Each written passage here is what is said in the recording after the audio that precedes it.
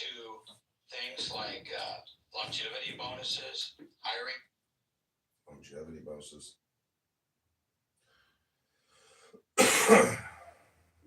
Okay, this is the fish. Chronic staffing, short.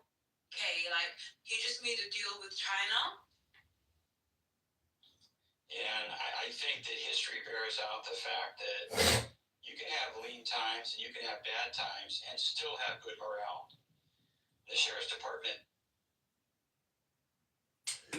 Okay, this is called Chapter 6 at the Breeding Grounds. We had been delayed again and again by the eccentricities of our airship. Lyle's wound made things worse. Thornley was for pushing on to another camp. He hated inaction. But to shift was to lose all Lyle's labor, and there was nowhere particularly advantageous to go. But Lyle admitting one day that we had at least a week more to stay, Moses proposed to take me on a little shooting party. Our leader seemed glad to be rid of us, and we started early the next morning. We are off to the pools where they breed, said my companion. I didn't tell Lyle. He's afraid of anything I do, merely because I do it. Our goal lay 50 miles to the south. It was marked by a lofty crag that stuck out of the level wastes. We caught sight of it as we crossed the third low line of hills. The weather had played tricks with it. It was bleached to a ghastly white and eaten out into the most sinister likeness to a skull. But the amazing thing was that on its top were two huge trees, regular giants. Moored in the rainless waste, they bore green leaves massed heavily upon their branches. We approached this freakish hill within 5 miles at the noon halt on the second day, camped by the slimy salt of a dried up lagoon. Halfway through lunch, we were attacked by a bunch of brigands, but Moses showed no alarm. He advanced to parley with them, and when they understood that we were peaceable folk and worth far more to them alive than dead, they became their real selves. Madcap children of the sands and the rocks and the sun, they lunched with us and poured our largesse gleefully, and even offered to escort us. But when we told them our objective, they one and all became uneasy. They urged us not to go. They would not go themselves at any price. No, there was no danger. They said so far as they knew. Nobody lived about there now, but one might be tempted to climb the rock, and from the summit one might see a thing unlucky to see. What was it? It was a thing unlucky to mention. In what direction did it lie then? In a most unlucky direction. They were not to be bribed or teased or chafed or trapped into breaking their absurd taboo. So we gave it up. After all, said Moses, that's neither here nor there. It seems so from the account I left. We're here for these pools.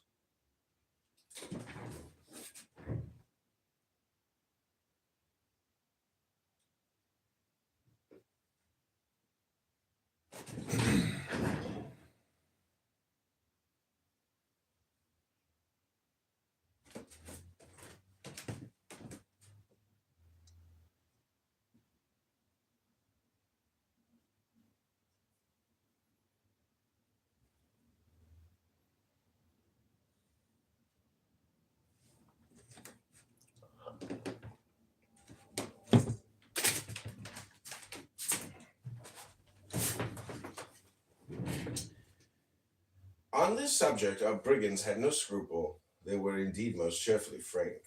They had dried up years ago, far beyond memory of man. It was a mere tradition that there once had been. Moses quoted his informant. They laughed and chuckled like children do at the clown of their first circus. You heard it from Mount Ew, MTU. Isn't there dew upon the bed of the father of laughter? Where hast thou dwelt, O bestower of bounty, that thou knowest not the true tale of Antiu?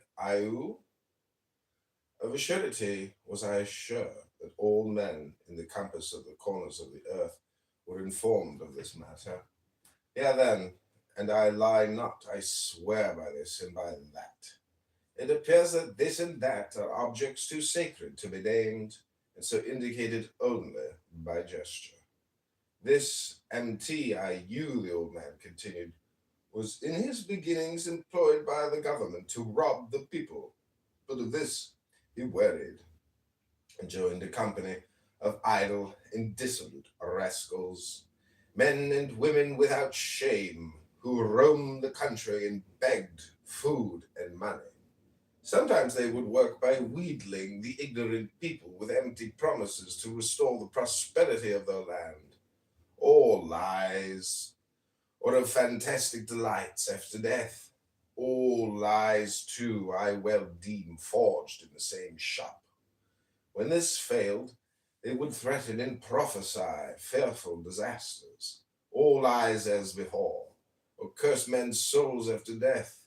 Still lies, and one way or other they would get gifts, if 'twere only they might be rid of such pestilent knaves for a season.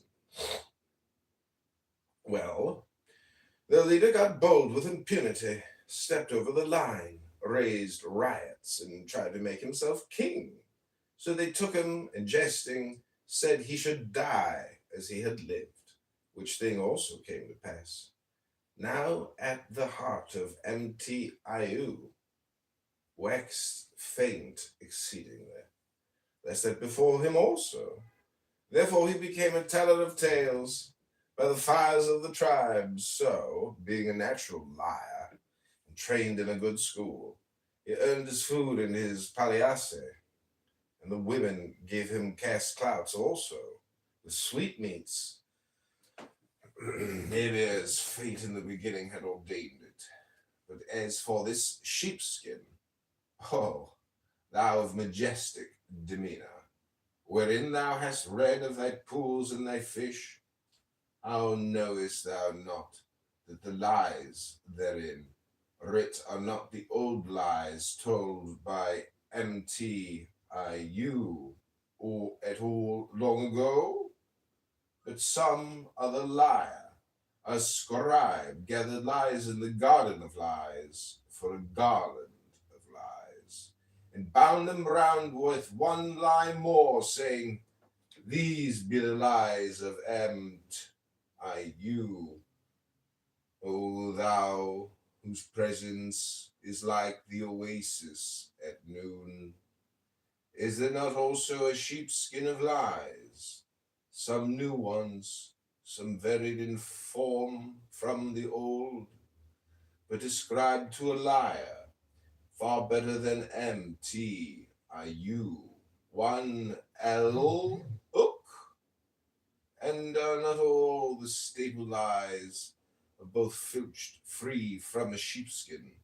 Older yet, the lies supposed to have been told by Mk, or some such stroller's name. You took it as all true?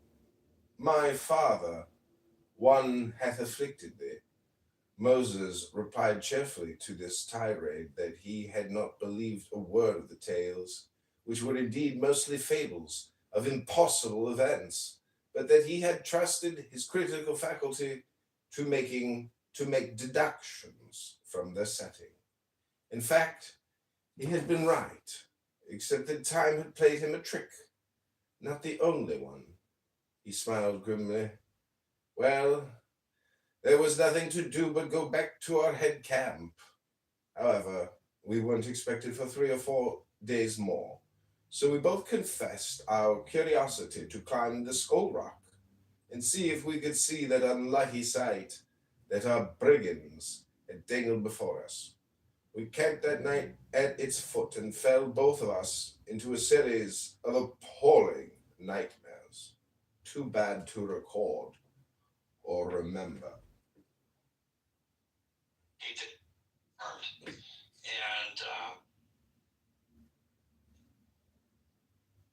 And which is a state-run organization that has periodic training that's required of every cop in the state of California. And that also keeps them apprised and up to date of what's going on out there. Thank you. And on a lighter note, lastly, my favorite movie is Die Hard, where they depicted Nakatomi Towers in LA. Is that really a place? Yep, that's Fox, the Fox building in Century City. Nakatomi. Well, thank you. Thank you for being on the show. It's a cool breeze. Very nice. Thank you. Appreciate it. So much for those questions. Let's go over. Reverend Scott, you dropped out. Okay, we're gonna finish up this fish book today. Stinky little fishes.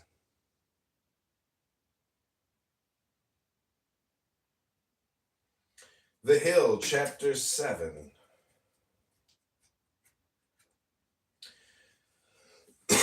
Long before dawn, I found myself awake beyond hope of further rest.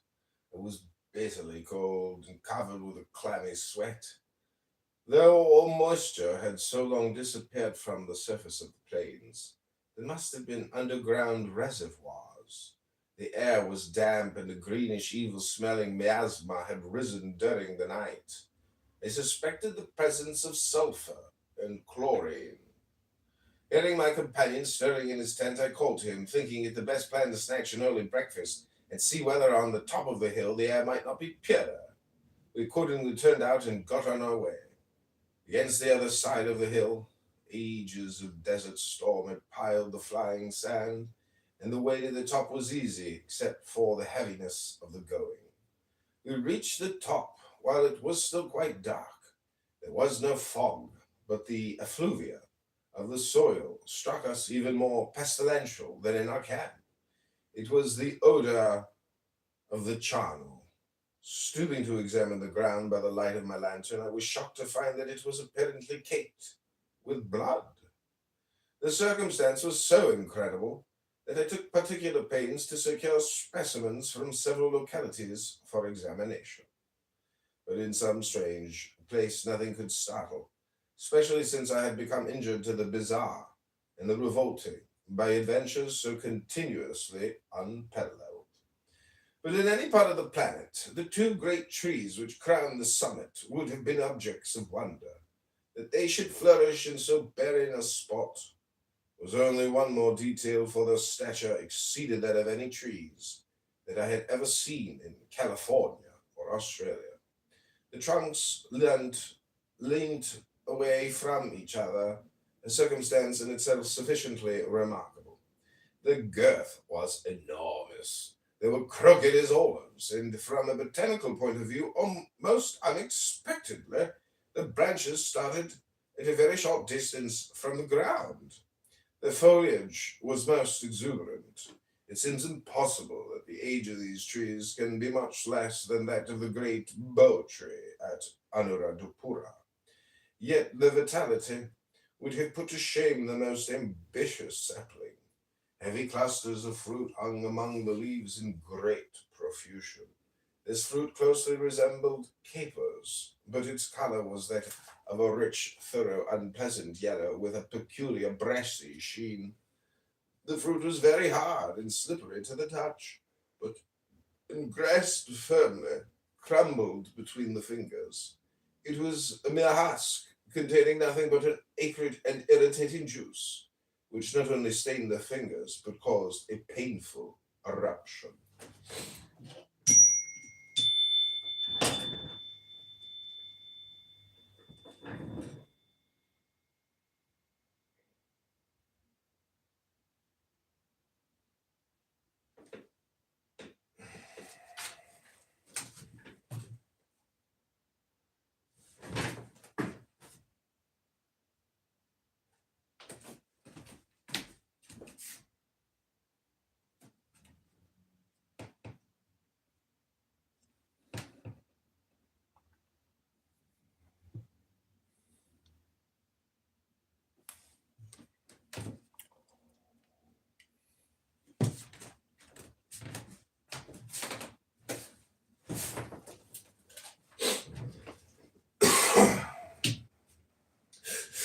On both trees, the fruit was identical in character, but the leaves, although precisely similar in structure, showed a striking difference in one particular. These leaves possessed a surface wrinkled and pallid, which was covered with a fine hair, so rich in resin that it was hard to disengage the leaf from the fingers, except by rubbing them against the edge of one's boot. In shape, they bore a most remarkable resemblance to the human hand, curling naturally as if to grasp something. The undersurface was indeed sensitive, as in the case of many insectivorous plants, and on being touched, the leaf curled up suddenly with a nervous and vigorous pressure. I was actually obliged to use my knife to release myself. So far, the two leaves were similar, but in the one case, the description above given is complete. In the other, the upper or convex surface of the leaf was covered with a brilliantly shining but sickly smelling oil which completely concealed it from casual examination, and even by forming a film between the digits masked the shape. Both trees bore blossoms in much greater profusion than fruit. The petals of these were innumerable hues, but in all cases there was a combination of colors which produced the effects of eccentric and meaningless designs. The texture of these blossoms was so flimsy that they tore to rags at the slightest touch, so that I was not able to examine them thoroughly. The slightest breath of wind they fluttered down, and I noticed that vast numbers of the leaves had become clogged by curling themselves around falling flowers, and strangely enough, that such leaves appeared to be withered and ready to drop from their twigs. I was recalled from my examination by a sharp ejaculation from Moses, who was, I most regretfully admit, worse than careless in his use of expletives. On this occasion he was guilty of the bad taste, not to say the sin, of calling upon the name of our blessed Lord and Saviour himself. "Come over here, Doc," he shouted. "This is rum," qualifying the adjective unforgivably by an epithet appropriate only to the Prince of Darkness. Were such expressions excusable by any emergency, this might perhaps have served. Hitherto we had found ourselves in the presence of what one may call, strictly speaking, natural wonders. His eyes were fixed upon a phenomenon which induced the most fantastic speculations with regard to human agency.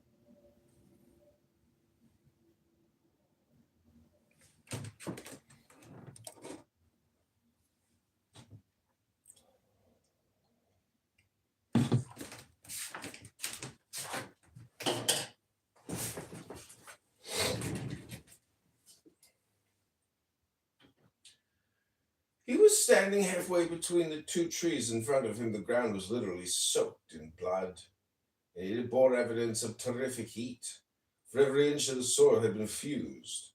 The effect was rather of a ladle of molten metal spilt over the furnace. One could only suppose that repeated lightnings had been the agents of this effect. Upon this slag there lay the stump of a tree immensely old, may perhaps have been of the same species as the trees on either side of it, but this must remain conjectural, for the wood was entirely worm-eaten as well as being infected with, one would imagine, every disease possible to the vegetable kingdom. Yet it had the aspect of a live thing, for it was rotting visibly before our eyes, the scraps that dropped from it, carrying with them some of those swarms of larval creatures whose assiduity had hastened their detachment.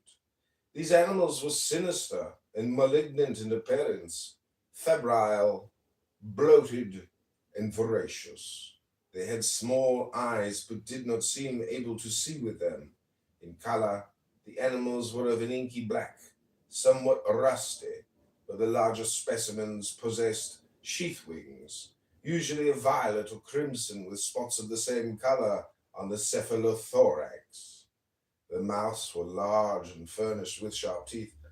They admitted a continual hoarse buzzing, sometimes partaking of the character of sing-song, at other times a very cacophonous noise suggesting anger and alarm.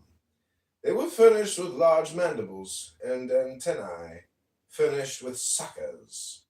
In the blindness, they attacked and devoured each other, apparently unable to perceive any difference between their comrades and the tree of which they were parasites. They appeared capable of concerted action, for they fought and fed in gangs. Moses was evidently in considerable personal fear of them, and indeed their numbers and ferocity made them formidable, though individually so insignificant in size as to inspire disgust rather than apprehension. This log lay in a ragged depression on the exact summit of the hill. It appeared as if it had been uprooted originally by a succession of tempests. A considerable quantity of the blood, which covered everything, trees, slag, and insects alike, was still liquid and lying in pools at the bottom of the hole. It was impossible to believe that any defibrinating process had been at work, and I was therefore compelled to conclude that at least a small portion of it had been spilled within a few minutes.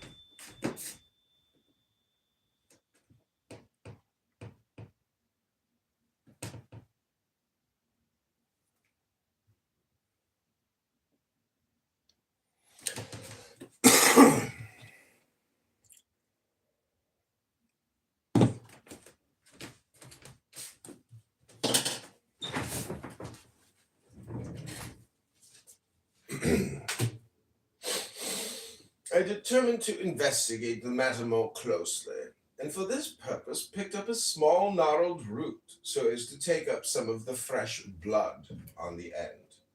My attention was caught by the butt. I stared, my senses almost left me.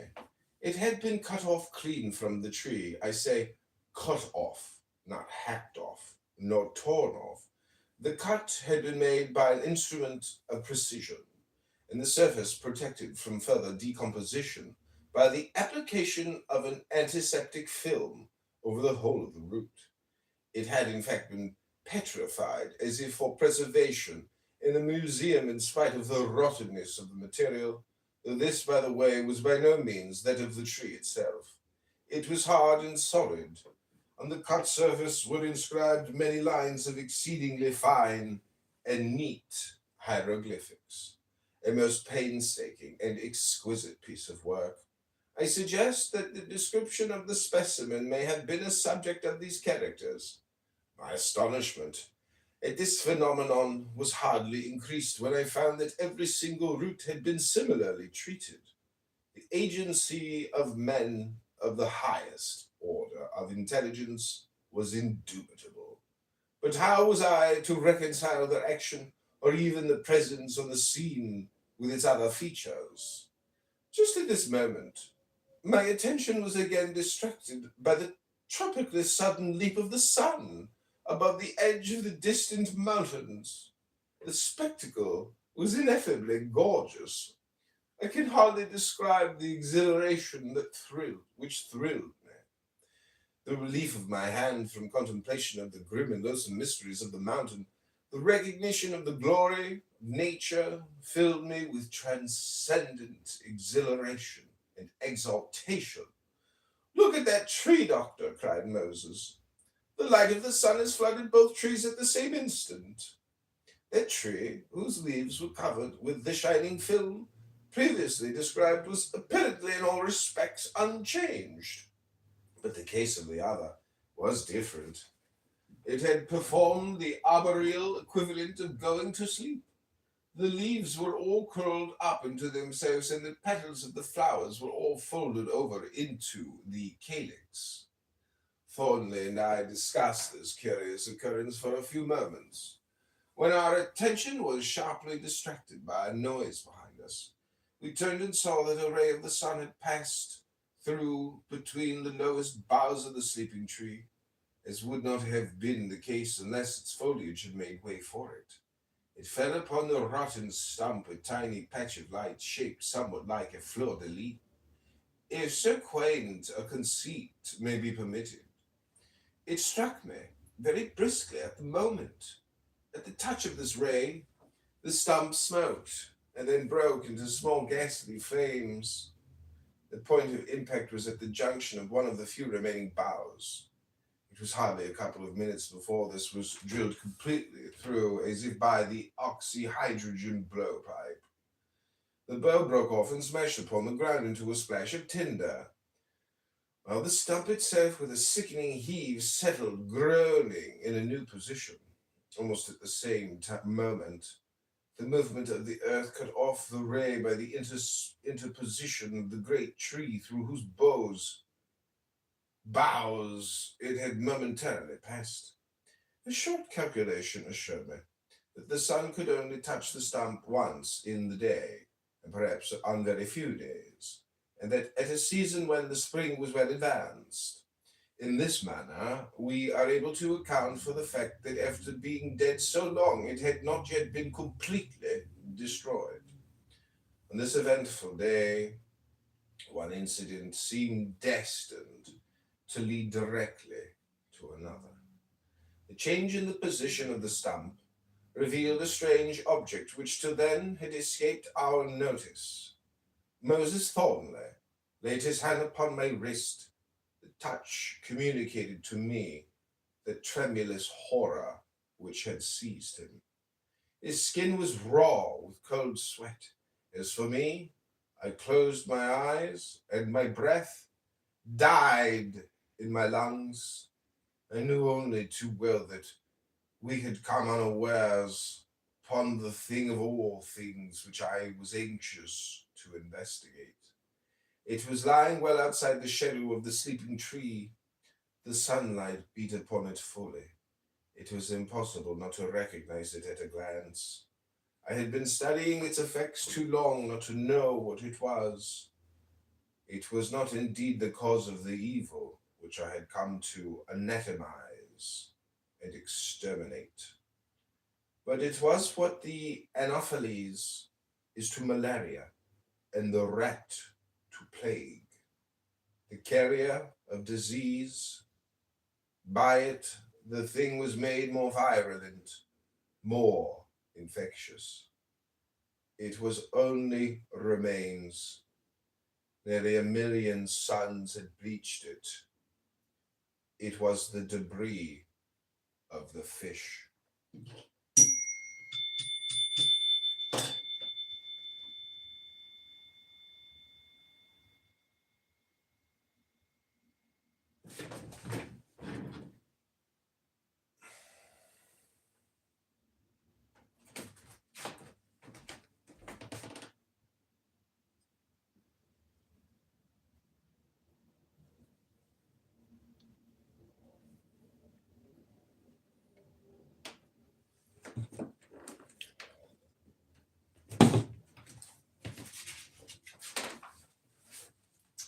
This is chapter 8, The Vision. Then after that, there's the 9th chapter called Opinions, and then you get to the appendix. Transcription of Crowley's notes for the uncompleted chapters of The Fish. And then this is the interesting part.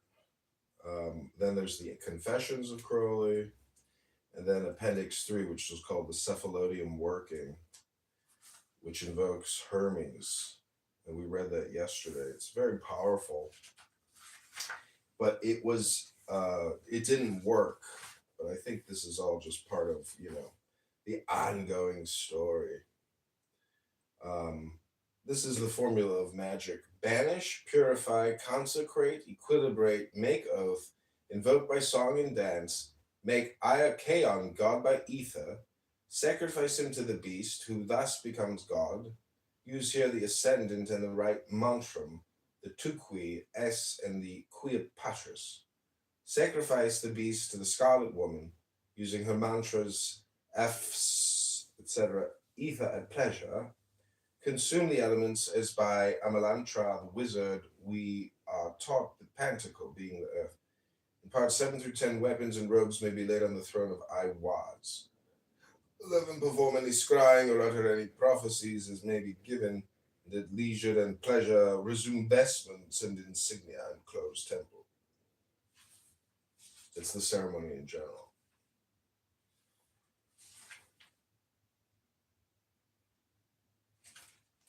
Okay, this is called the vision.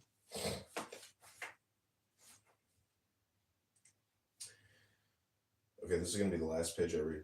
We looked in silence on the curious mass of bone. It was far from being the characteristic skeleton of a fish.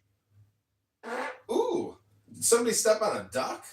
For there was no vertebral column irradiating ribs. On the contrary, the center was hollow, but the definite outline of a fish were marked by 3 curved spines joining the head to the tail. The mouth was immense and full of long, sharp teeth, but the skull had no holes for eyes. The fish had evidently been blind. Sharp spikes projected irregularly from every portion of the skeleton, but these were not composed of hard bone, but of some gristly substance. The surface of the spines themselves was covered with a species of glue. I must take this back, said I, for friend Green to examine. I have never seen so strange an order of anatomy. Look, there is not even one brain case. With great precaution, I lifted the strange object and put it into my collecting box. Let us go, said Moses. We have seen enough for the present. He led the way down the slope, but just as we passed beyond the shadow of the trees, the fierceness of the sun struck us like a whip, so that we instinctively turned away our eyes. On the horizon, through the dusty air, the red wall of the mountains glowered.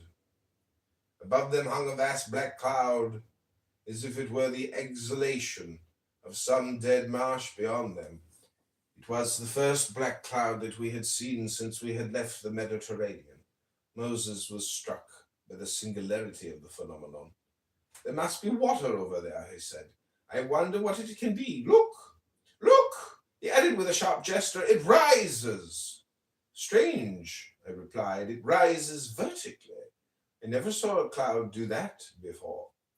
We remained concentrated upon this curious spectacle for several minutes. The cloud still rose, and we were soon able to see its lower surface, distant although it was. That surface was most marvelous, smooth. One would have taken it for water. Ooh, the sun struck strongly under it.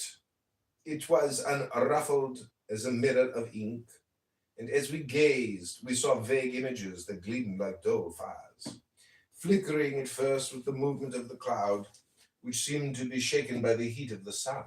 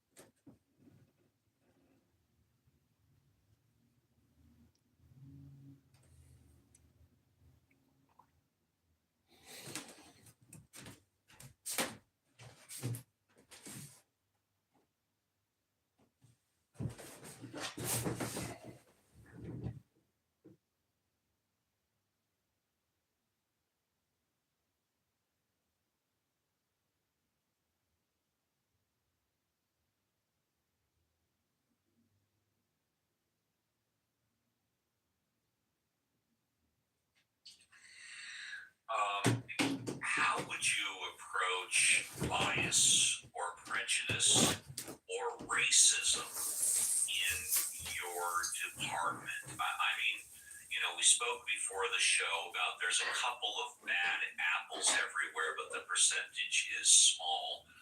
But how do you deal with racism and bias? It clearly exists. You know, you have to have a zero tolerance for it, and you have to root it out wherever it pops up its ugly head. There's not much else you can do. You know, if you have people that are in the background showing bias or prejudice and basically mucking up the works of the sheriff's department, that can't stand. And you have to,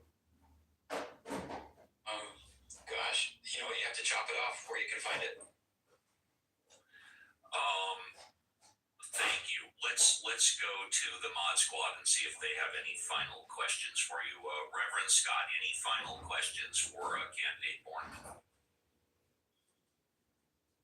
Reverend Scott might be busy. Let's go to JCC.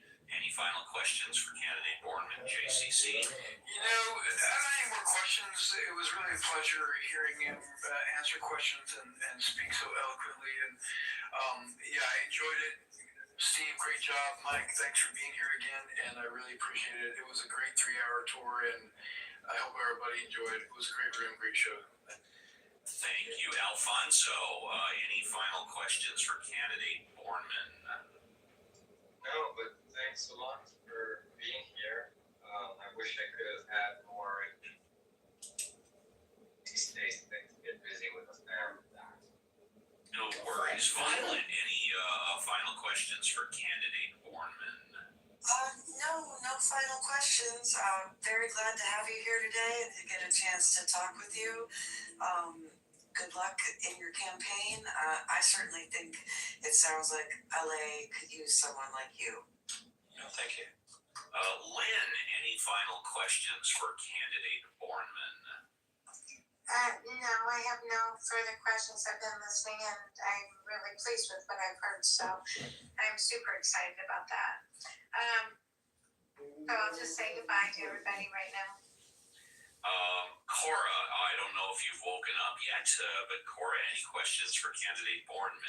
I don't have any questions, but it's been interesting hearing. I'm up here in Portland, so we have some of the similar issues more with our municipal police than our sheriff's department. But yeah, as far as recruitment, training, or retention go, and overtime and all of that. So it's interesting to hear that it's a similar situation down south. Mike, you touched on earlier about the training for sheriffs. Is there anything in the training program that you would change? Well, you know, training isn't just a fixed target. You know, you have to change it as circumstances require, but I can't think of anything right off the top of my head that I would change at this point. Mike, what goes through an officer's head when they stop a vehicle for whatever reason?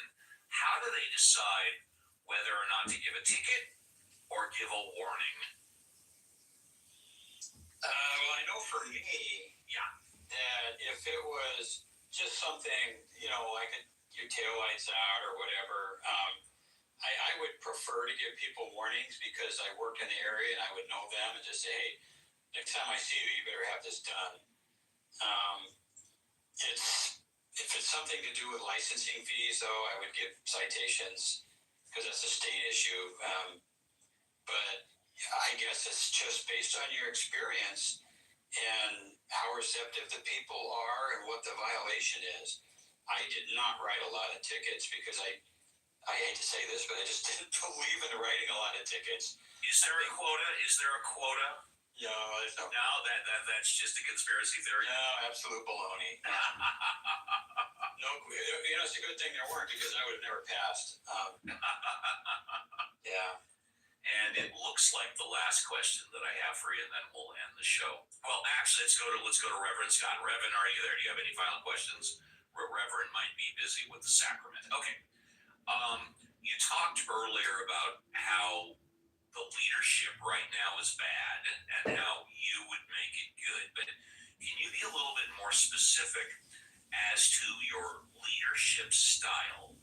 How was it before? I mean, I've seen a lot of Law and Orders, and I realize it's TV, but we see how the New York police detectives relate to their lieutenant, and how the lieutenant relates to their captain, and we see that type of leadership style. Can you be more definitive on your leadership style? I think leaders make their people become the best image of themselves they can be. A leader sees 5 to 10 years in the future and pulls the department in that direction. As far as me personally, I think that the job should be fun and everybody should be happy to come to work. I never considered anyone, frankly, as working for me. They always worked with me, regardless of what the rank structure was, because it's all about teamwork. It's all about getting together. We talk about law enforcement being a family. You have to live that every day. I am not what you would call a dictatorial, totalitarian kind of person. You're not a micromanager. No, I hate micromanagement. We train people to do a job, and we expect them to do it. It's that old thing. You trust, but you verify as necessary. But it should be fun coming to work. You should enjoy your job. You should like what you're doing. And it would be my job to make sure that happens. But also, you have to make sure that people are following the rules and doing as they're trained to do. I'm a pretty tough boss in some ways, but in others, I'm a pushover. If you're doing your job and you're doing it like you're supposed to, and you're in line with what the department wants, then it's all good. Is it true that a law enforcement officer, say who puts in their 20, the average law enforcement officer never fires their gun once in 20 years except when they're on the range? Is that a true statement? Yeah, I hear that, and I tend to believe that. It depends on what area you work, what kind of job you have, what station you work, what assignments you get to. I know people that have gone an entire career without ever shooting their gun, or let alone pulling it out of the holster. But yeah, it's a true statement. And then I guess this will be the last question. When it comes to family, I mean, you mentioned you were married, but arguably every time a law enforcement officer leaves the home, there is the slightest chance that they might not be coming back. Did that enter your mind at all? Yeah, it did. I don't see how it couldn't. You know it's there, but you accept the risk, frankly. Amazing. Would you like to take a minute or two and give a final closing thought before we close the show? Well, I'd like to say thank you for having me on. I'd like to thank everyone who participated and asked me a question. I would appreciate it. Those folks that live in LA County, go ahead and look at my website so you can learn more about me and what my priorities are. And it would be awesome to get some support out of your group of folks that are in LA County. And I appreciate it, and I look forward to the months ahead to see what happens. Mike, I'll give you a call in about 15, 20 minutes, go over some closing thoughts. Thank you very much. Yes, sir. Thank you very much. 36-year retired captain of the Los Angeles Sheriff's Department, Mike Borneman, who is running for Los Angeles County Sheriff. Give him a look. Also, I've posted his website on the Jumbotron. Go ahead and check this out. The show is on replays. If you want to hear it again, of course, myself and the Mod Squad will be back tomorrow, 7 a.m., with another edition of Ask the Atheist with Reverend Scott and the Mod Squad. Take care, everybody, and be careful on the clubhouse streets.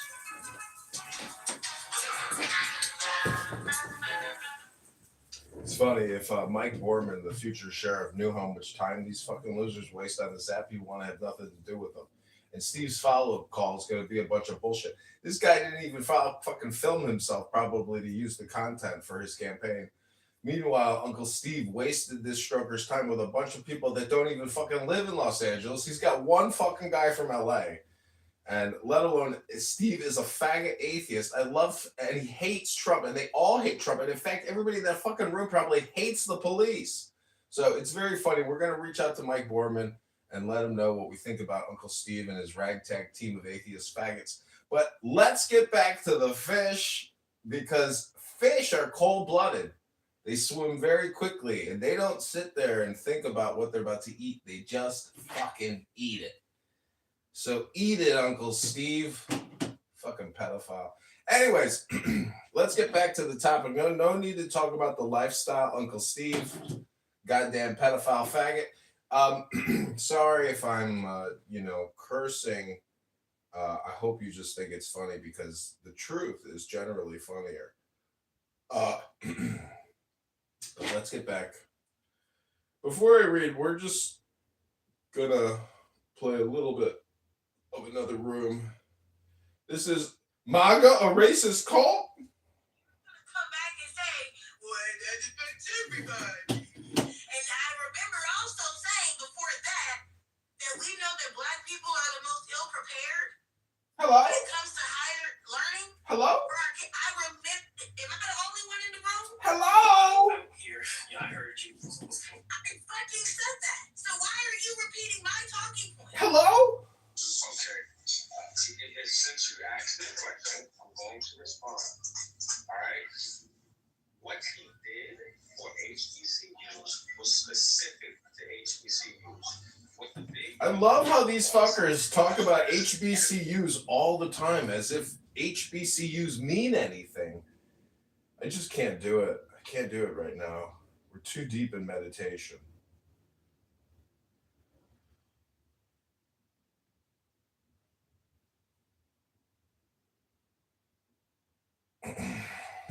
Just can't do it. Love Martzi wants to say something. What is it, Love? Unfortunately, I'm not going to invite you up. You're going to have to wait there. Let's go back to MAGA racist cult. Crazy shill. Aziz, you're projecting, sir. You're projecting, Aziz. If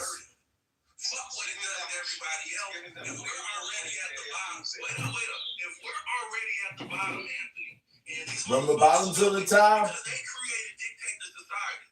Why implement something that'll even hurt us even more? Hello? And before you, I'm gonna stop you right there, because I knew you were gonna try to say that. Before you lie, absolutely not, babe. Because if you divvy up the amount that he gave across HBCUs. HBCU! You know how you have like what do they call that?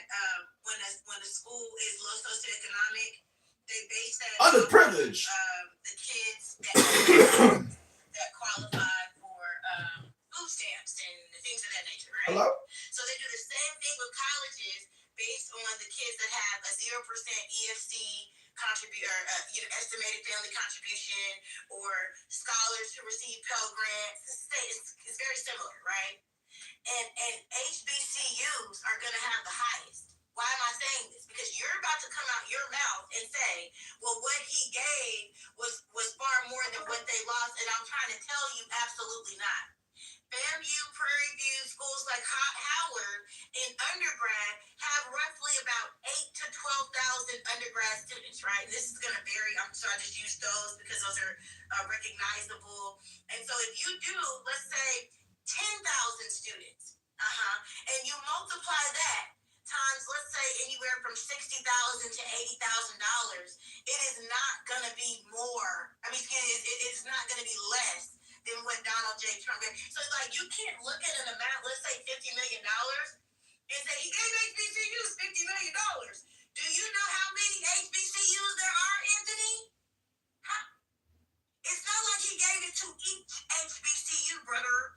That amount has to be shared. There's 105, arguably 107. Bookie back. 15 million barely covers. No, it's okay. I'm about to land it here. You cannot keep coming off the line. She did not mean literally 50 million. She did not literally. We can't be talking over Jack. What I'm saying is, Anthony, you're being disingenuous as fuck. And she did you are not being fair in this conversation. Not have met 50 million. Okay, so watch this. How much? So since we want to be exact, how much did Donald Trump give to HBCUs? What's the number? HBCU! Hundreds of millions of dollars. $100 million. Some articles on it, but it's hundreds of millions. Hundreds of millions of dollars. Hello? This is fun. So if you don't even know the exact amount, and you don't know the exact amount either.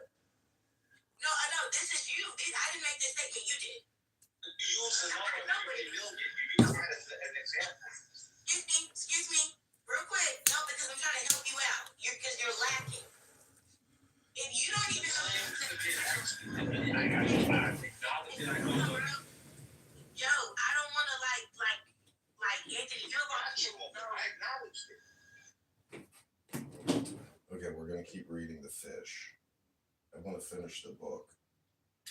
We're very close to completing The Fish.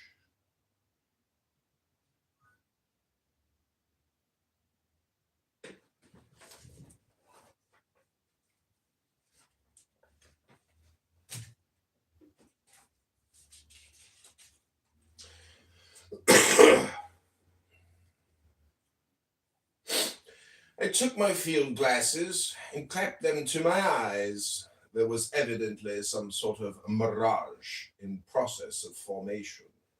The powerful lenses served my turn. The cloud ceased its vibration, and I saw clearly enough the images reflected on its somber screen.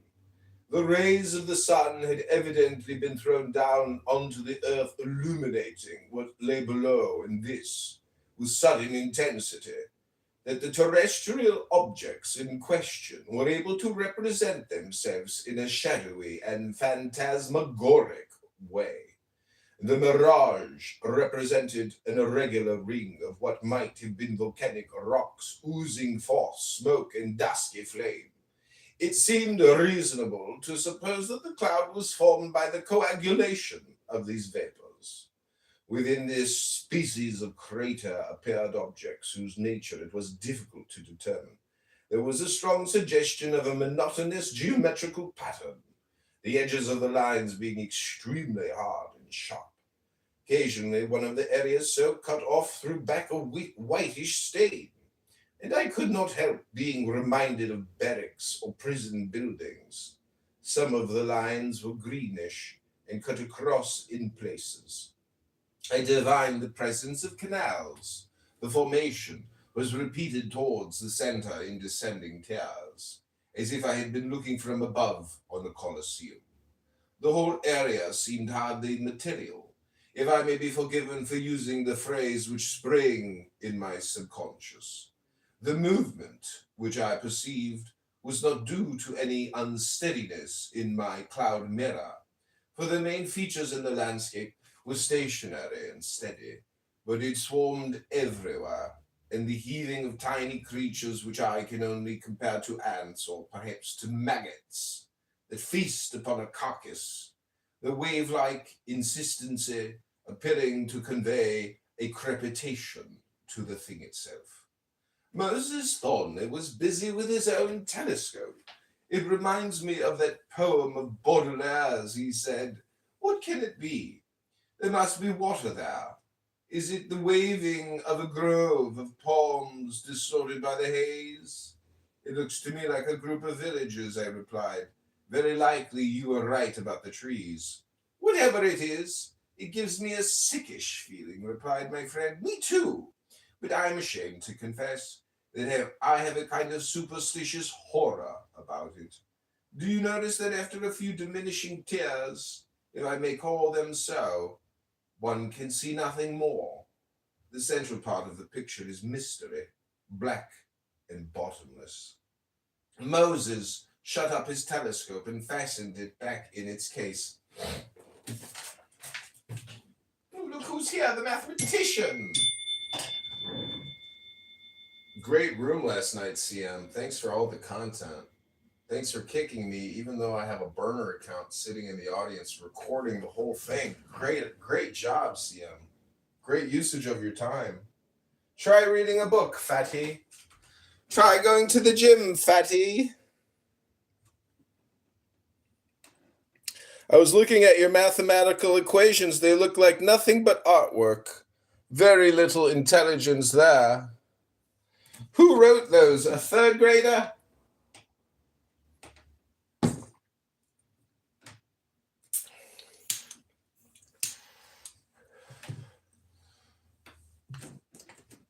You are a fool, CM. A stupid fool. Maybe not so stupid, so much more a fool. But if you listen closely, perhaps you will learn something. If not a little English. Doctor, said he, and his voice trembled. That's the place. I thought I knew. Your last word gave it name. This is the bottomless pit. That's the lake of fire. That is the place we have come to see. I kept my eyes fixed on the place. Of course, said I. The center is too deep and dark to throw back light. Those white set squares must be villages or towns. Did I read all this already?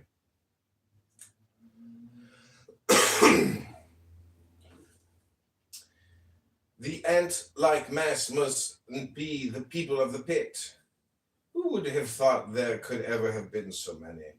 I've seen armies from aeroplanes, you know. 500,000 men seem only sparse dots on the landscape, as scattered as stars in the sky. But these people crowd their whole country like city streets at the lunch hour. It's all fading, Thornley. The sun's getting too high. Come along, he returned. We know pretty well where we are. We'd better get back and tell Lyle the news. I took the precaution, before leaving, to note the compass bearing of the pit. We could not possibly lose our way for a moment. We were assured of absolute success in the attainment of the first part of our objective. We regained our camp in time for breakfast, but neither of us enjoyed much appetite and ate more for form's sake than anything. And 10 minutes later, the reaction of what we had gone through smote heavily on us. We were both deathly sick. A little brandy restored us, but we found ourselves both seized with what was almost a panic desire to get back to our friends. Despite the appalling heat, we rode all day, leaving our servants to follow with the camp. An hour before sunset, both our horses dropped under us dead. We staggered on and reached Nitty-Ock all right. We were both of us more than half dead. We could touch nothing but champagne and fell almost instantly into a sodden sleep as if we had been drugged. Lyle came in and stripped my cloths from me as I tossed and sweated. He washed my body in cold water and covered me with a light sheet. Thanks to this care, I grew much calmer towards morning. In the early part of the night, I had sprung up screaming with nightmare every few minutes or so, but I woke fairly fresh and was able to attend to Thornley, whom I found muttering in the delirium of low fever, with his hands twitching and clutching at the air. His condition was exceedingly serious, and for the next 2 days I was constantly at his bedside. On the third day, he was convalescent. I was able to take a little rest and even to join the others at tiffin.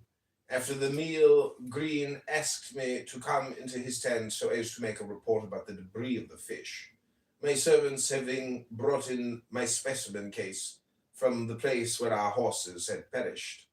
This is a very extraordinary type of animal, said the naturalist. It is an entirely new genus, and what's more, it doesn't fit at all into any scheme of evolution, as far as I can see. Perhaps you can help me out.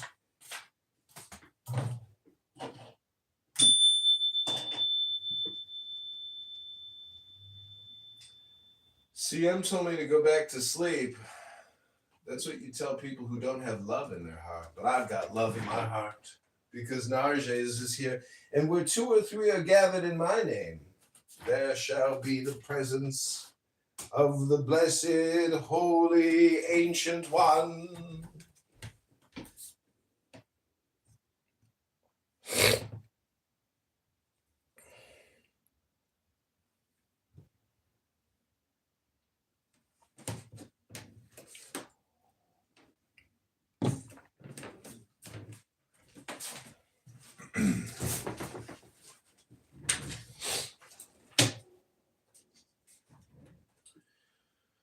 I strongly resented the irreligious implication of his statement.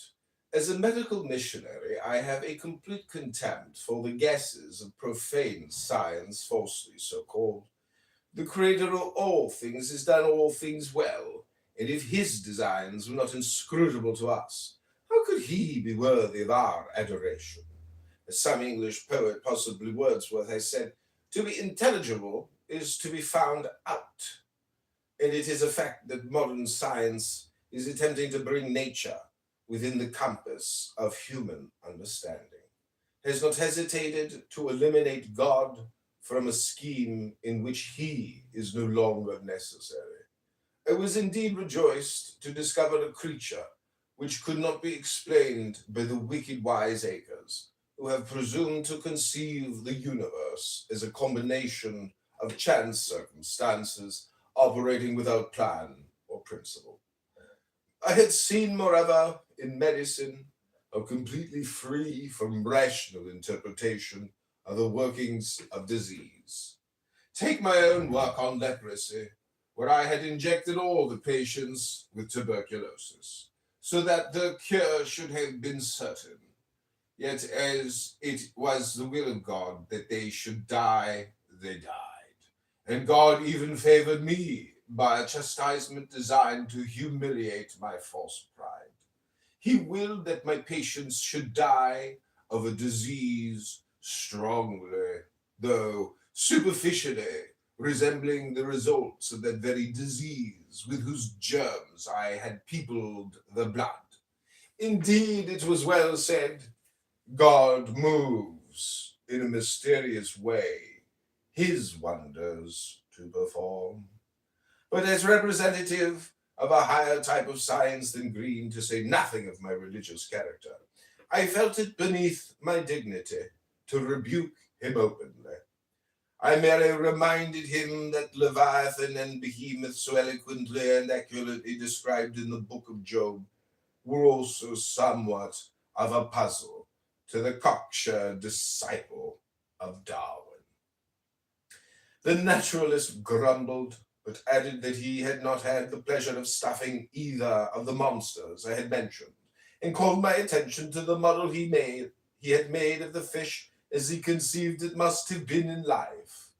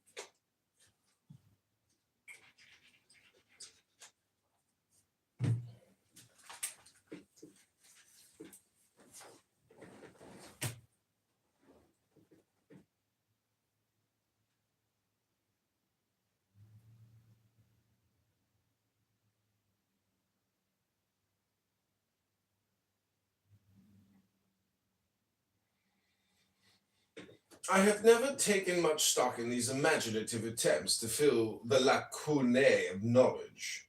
I cannot comprehend how from a single bone a man can divine even the rest of the skeleton, and it seems to me rather blasphemous. If God had wished us to know what one of his creatures was like, he could have arranged for us to find a specimen in perfect preservation. To deduce the unknown from the known is to trench on the prerogatives of divinity. It is the original sin of Eve in a new shape. We should content ourselves with seeing what we are meant to see, and the only lawful deduction from such observation is to fear and admire the manifold wisdom and power of him who made us. Green's voice broke in upon these meditations. It isn't properly speaking a fish, he said in his thin, hesitating falsetto. It's more like a mollusk. These bones are not genuine bones. They are merely imitations, assumed perhaps for purposes of protection. There is no trace of brain, no trace of heart. This animal can have been little else but a stomach and an excretory organ. The spines are not true spines, but hollow tubes. I found some traces of thick acrid ink in some of them, in others of a deadly poison. There were no eyes. It must have sought its prey by hearing or by touch, for we perceive very large orifices for ears, and also attached to the jaws, sockets, for what were no doubt long whip-like mandibles. There were no fins of any kind, so that it was probably unable to steer itself, but its tail is tremendously developed. It must have been able to travel at an incredible pace. The skin was evidently very thick and hard. There is still a small portion at the juncture of the head and the body. Notice the remarkable character of the scales. They possess, to a greater extent than any other animal known to me, the power of changing color to suit its environment. You will observe that it has no weapons of offense, properly speaking. The teeth are sloped steeply inward and could attack nothing which was not already within its mouth. One might say that it possessed only two emotions, fear and greed. There are numerous indications, of which the absence of fins is one, that its existence depended on its remaining in continual motion. In all probability, it could neither rest nor sleep. I do not see either how it could possibly satisfy its hunger, despite the enormous mold of mouth and stomach. The throat is scarce more than a pinhole. It must have lived chewing its prey to pulp with desperate haste. But perhaps the most remarkable characteristic of all is its breathing apparatus, if indeed we may call it such. It is impossible that it should have been provided with gills, still less lungs.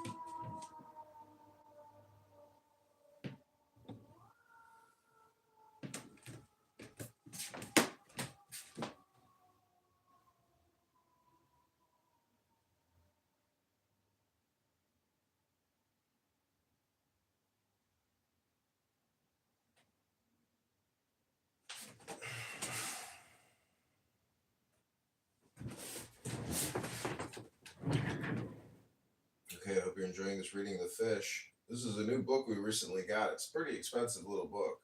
It goes for about $100. The one interesting thing about this book is not this long-winded medical missionary story, which is honestly hilarious, but it's the magical working in the back of the book, which is actually the really valuable part. It's called the cephalodium working. I've never read it before, but it basically sums up and uses the names of all the deities that are in Thelema. And they're trying to create a golem or some type of troll demon. And he claims it didn't work, so he goes to Paris to try another working. So I think it's called the cephalodium working and the Paris working, but basically, this is his magic science fiction. I hope you're enjoying it. But the fish story is very funny. It's mocking, I think it's mocking the English language and Christianity and the medical profession, which is all worthy of mockery, especially after COVID-19, which has absolutely been proven. There were only a couple doctors who were speaking out, but they were censored. But again, that's very specific just to Twitter. There's lots of people on Facebook who were probably censored, but there were also probably a lot of doctors locally who just didn't buy into it and try to protect their people, just in the same way a clergyman might try to protect his sheeple. There are good people out there that know what is useful and good and too much, unnecessary and what is necessary, and people's pre-existing conditions, which could be complicated as a result of a new chemical substance, aka genetic material substance, with delivery mechanisms to permeate the blood-brain barrier through the corpus callosum. Okay, here we go. This is The Fish, my friends. We are nearing the end of this journey. It's been fun. I have thoroughly enjoyed reading this book.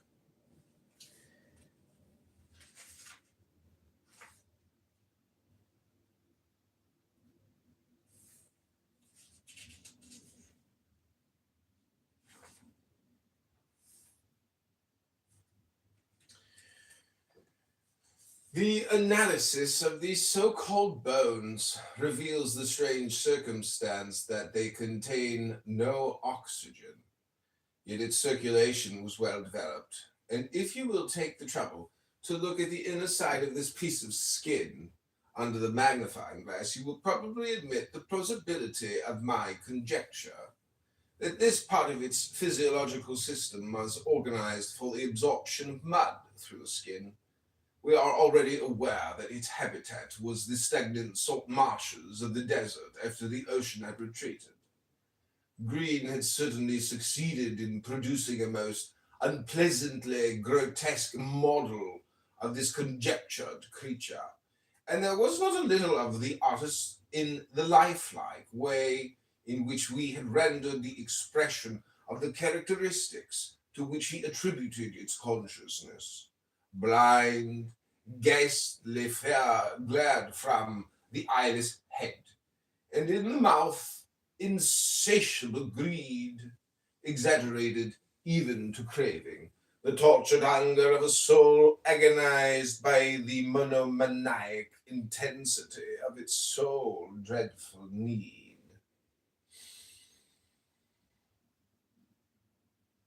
Perhaps unwittingly, by some trick of memory, the naturalist had realized the vague yet striking likeness to the sinister expression that I had seen on our first arrival in the village on the faces of the salesmen in the procession, though it altogether lacked the look of triumphant cunning.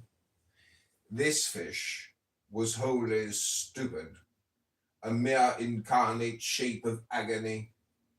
I could not believe that God had ever made a thing at once so cruel and so tormented. I told Green so. He gave a snickering laugh, a little snickering laugh.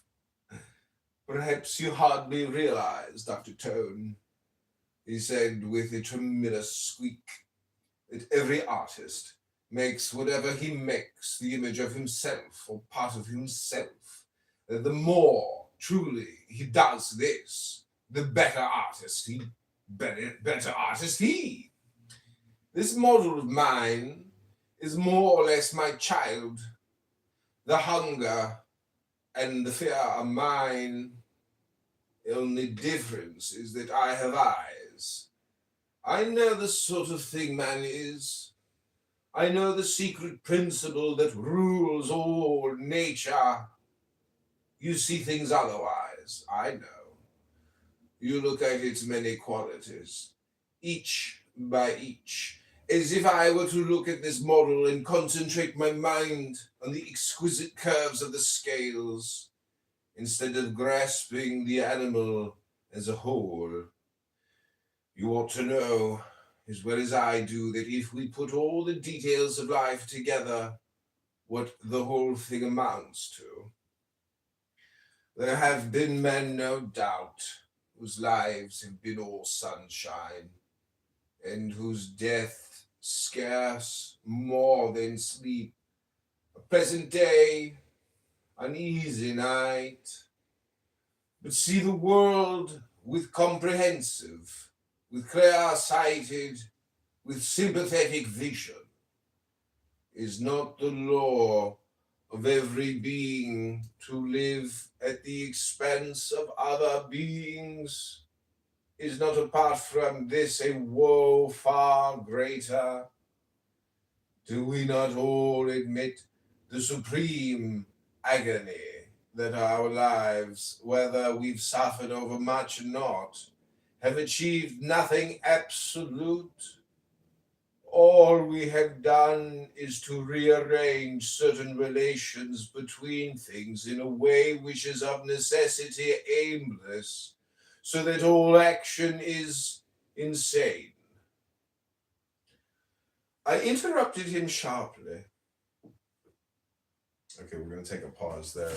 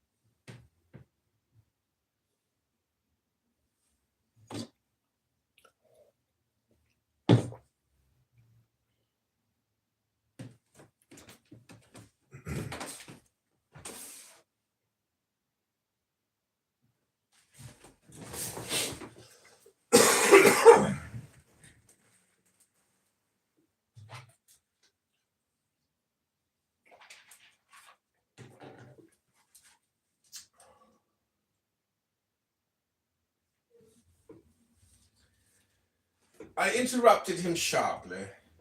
Shall not the judge of all the earth do right? Who are you to probe the purposes of God?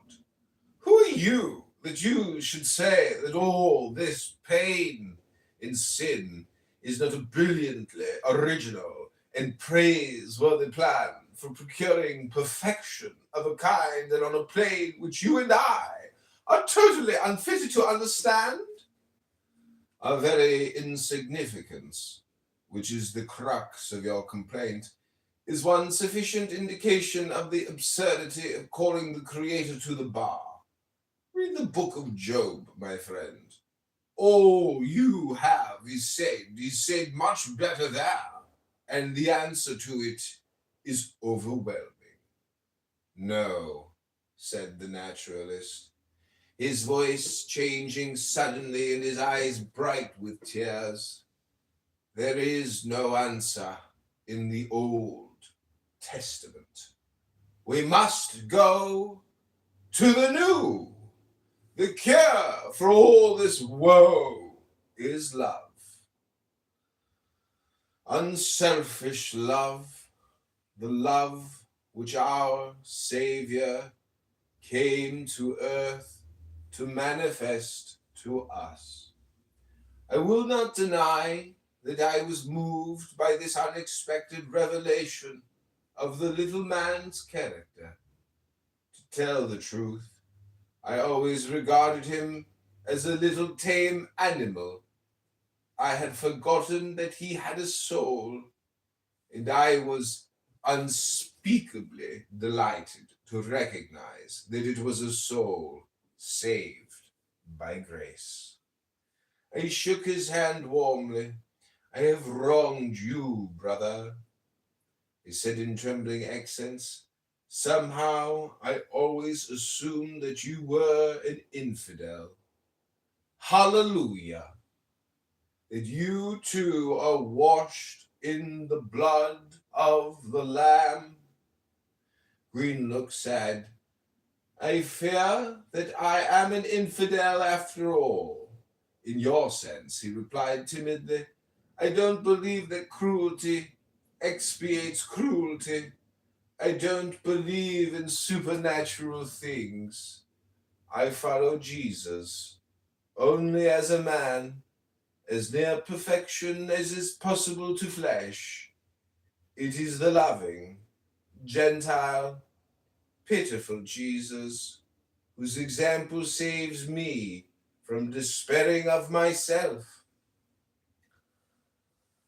I retorted angrily that he must have been listening to a notorious scoundrel pro-Boer socialist and immoralist, Frank Harris, a man living in open sin, notorious to the world.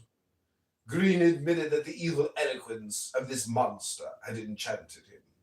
My poor lost brother, I sighed, you must not go to man, but to God. Go to the Gospels. They are the only documents we possess on Jesus, and they are packed with passionate pleadings to such sinners as we.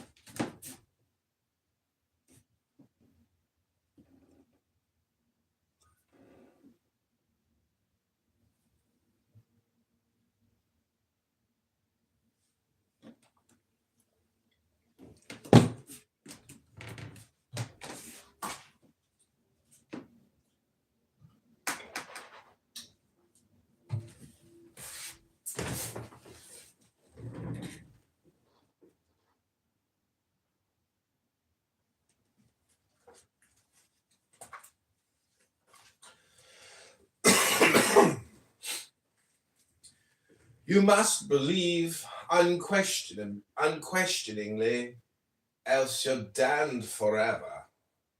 The carnal reason is the devil's lawyer, and as for your sentimental selection of a very few items in a character which includes all possibilities of righteousness, you have emasculated the enormous tragedy of existence into a mild and maudlin melodrama, if I can even call it that. No, Green, sin, Satan, hell are all appalling realities. Your own complaints about creation commit you to confess it. You can't cold cream the face of death. The cure for evil must be equal to it. Green sighed again. The muscles of his face trembled with emotion. I don't accept your premises, he said at last very slowly. I can't believe in a God who made or allows such abomination as I see all around me. I began to be annoyed. All this had been argued again and again, I snapped. I'm merely anxious about your soul, and as soon as I take one tack, you go over on the other. Alas, replied the wretched man, all philosophical propositions come to a contradiction of terms some time or other. You're quite right. It's waste of time to argue. If I must go to hell, I'll go with Shelley. I will love all things with compassionate love. I will be love, As the sun shines upon the just and upon the unjust, so I will love, for all things, whether I call them good or bad, are equally pitiful. We are all in the prison of pain. We must do all we can to control our own cries and to console our fellow convicts. I reminded him once more that I personally had been pardoned and released by the atonement of the cross, and that I had given my life to bring the news of salvation to my fellow man. You're a decent chap, said Green. According to your lights, you've done your best, but I wish you could see that it is rather strange that a God, who is love, and also omnipotent, should go to all these pains to pick out a few brands from so very extensive a burning. We should probably have resumed the argument, but just then Lyle came to the tent with news that our aeroplane was at last in good condition, and that he proposed to start at sunrise the next morning for the bottomless pit. The machine would only take 2 of us, but he naturally chose me to accompany him. Thornley and Green were to start immediately and establish a camp at the foot of the mountains beyond which lay our objective.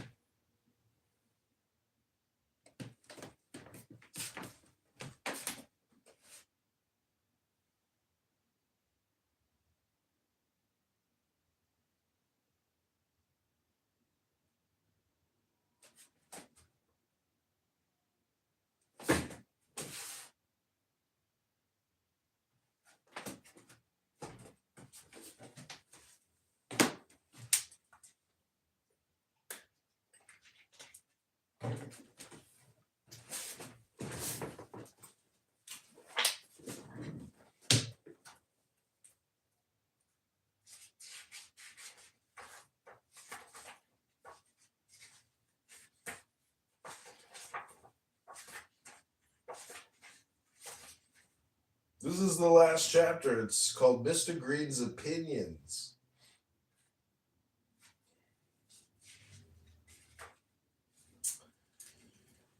As I had unpacked practically nothing since my excursion with Thornley, I was able to complete my preparations for the start in a matter of half an hour. Found myself not exactly with what Americans call cold feet, but what oarsmen and actors call the needle, a mixture of excitement and nervousness, which was probably a compensation for the instinctive fear which I would not admit myself. I knelt down and threw myself upon God, and it came to me at the close of my prayer that a drink and a chat would be the appropriate material remedies to accentuate the relief of the operation of divine grace. So I took a bottle of brandy and some sparklets into Green's tent. I found him humming to himself and pecking with feverish lightheartedness. He was evidently enjoying anticipation to the height. The phenomenon appeared remarkable in one who lacked such spiritual consolations as were at my disposal, and rallied him on his cheerfulness. Aha! Said he, with gay, tripping tones. I have my ideas, my dear doctor. I am not so simple as my shyness makes me seem. When I stuff birds, I think things out. I think I know more about this small invention of ours than the rest of you put together. You reason that things are pretty much the same everywhere, because you have trained yourself to classify things by their similarities. My specimens tell me that no two things are alike. Consider men themselves. Each one is unique, even in trifles like thumbprints. That's why all your theories break down. You insist on trying to class things which cannot be classed. Now, as to the bottomless pit, you have made up your minds from the start that the people who feed on this fish must be simply chronic cases of the sickness whose acute onset you witnessed in the case of the boy the other day. But even analogy should have warned you. Arsenic and opium eaters do not have the same symptoms after 10 years as followed their first dose. Besides, don't forget that the critical fact in your knowledge is that this colony in the pit has thriven on this peculiar diet for pretty near 2,000 years.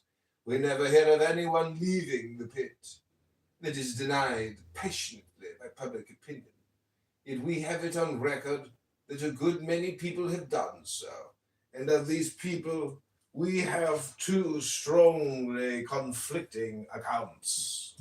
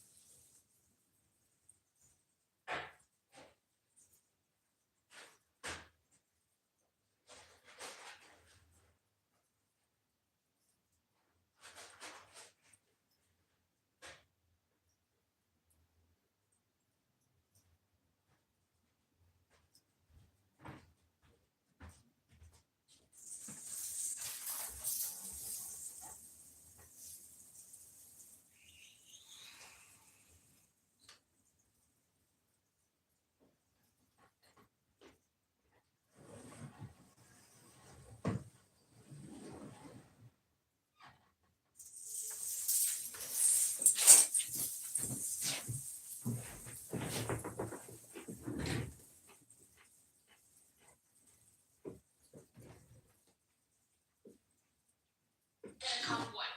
Because then, now you're coming down and right on the schedule, the calendar, because it. And eyes to see and ears to hear when the trumpets are sounding. I'm not supporting you niggas. You'll support anything that white devil does, as long as it affects your bottom line. And then blame the black woman on top of it. You guys are a bunch of losers. Let's go. Now check this out. When I say I gotta get in there. I gotta get in there. It's on me. It's on me. she got off the mic first. Go ahead, I'll let him go though. I'll let him go. Go ahead. Sister. Please, no. I see some energy and sensitivities in here and want to respect that and love on a sister when she's feeling this way. Because I make babies. I'm a producer. So let me I'll go on mute now. Let me go on mute. Oh, thank you, Jamal.